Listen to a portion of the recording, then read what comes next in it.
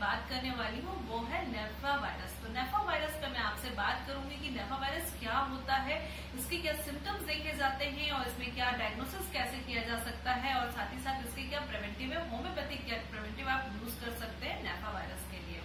तो चलिए शुरू करते हैं। सबसे पहले नेफा वायरस होता क्या है। ये एक वायरल डिजीज है।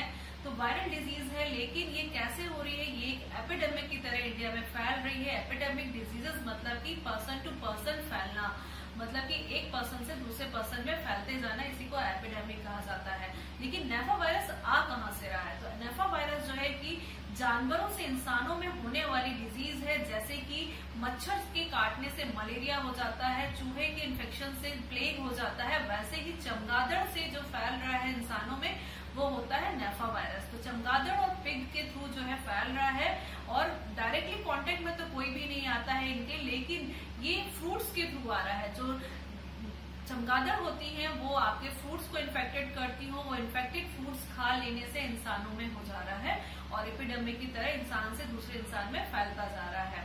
तो अब इनमें बात करूंगी मैं सिम्टम्स क्या पाए जाते हैं। तो सिम्टम्स में बात करें तो सबसे पहले यहाँ पर ब्रेन फीवर बोल सकते हैं एक।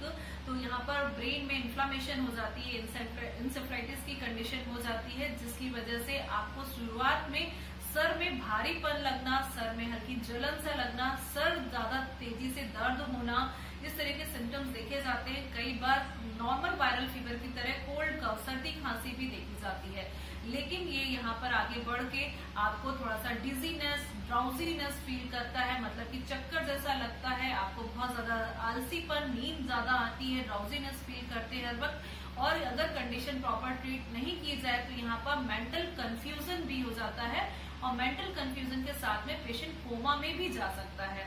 तो कोमा में चला जाता है और डेथ भी हो जाती है, क्योंकि अभी नेफा वायरस के पूरे तरीके से ट्रीटमेंट को नहीं सर्च किया गया है। अभी तक इसका कोई एंटीडोट नहीं बनाया जा सका है, जिसकी वजह से पूरा प्रॉपर ट्रीटमेंट नहीं होने की वजह से डेथ भी हो जा रही है। तो इसको यहाँ पर प्रिवेंट करना बहुत जरूरी है कि प्रिवेंटिव के लिए जानना बहुत जरूरी है कि आपको नेफा वायरस से इन्फेक्टेड है। तो नॉर्मल सर्दी जुकाम बुखार जो आता है उसमें अगर और भी सिम्टम्स दिखाई दे रहे हैं तो सबसे पहले इसको डायग्नोस कराइए।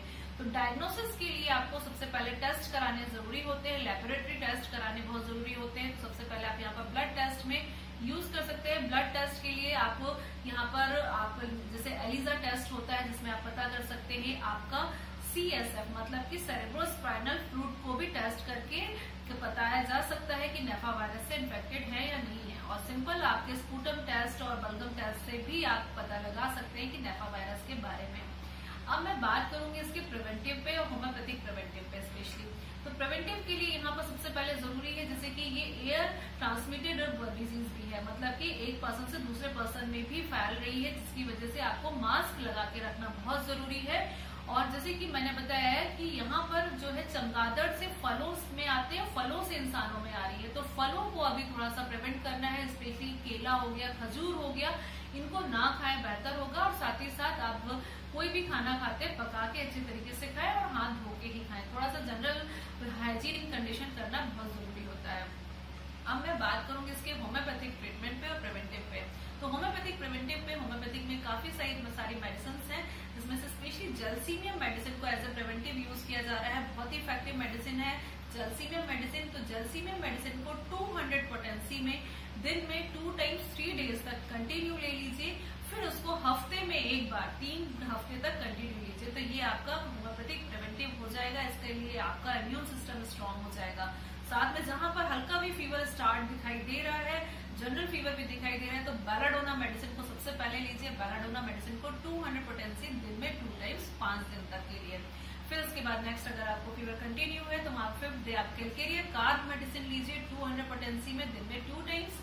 और लास्टली जैसे कि इसका जो ड्यूरेशन होता है 3 से लेकर 14 दिन तक रहता है, 15 दिन तक रहता है, तो आप वहां पर 15वें दिन ट्यूबरकुलिनम मेडिसिन ले लीजिए। ट्यूबरकुलिनम मेडिसिन को 1 पोटेंसी में सिंगल डोज।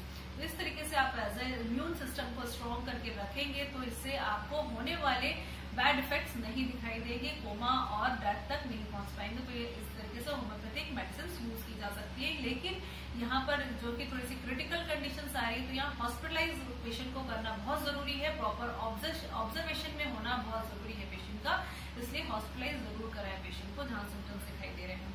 तो आज मैंने नेफा वायरस के बारे में आपको जानकारी दी, वो जानकारी आपको कैसी लगी, आपकी यूजफुल है या नहीं, कमेंट करके जरूर बताइएगा, लाइक करके जरूर बताइएगा और साथ ही साथ मेरे चैनल को सब्सक्राइब कर दीजिएगा। आज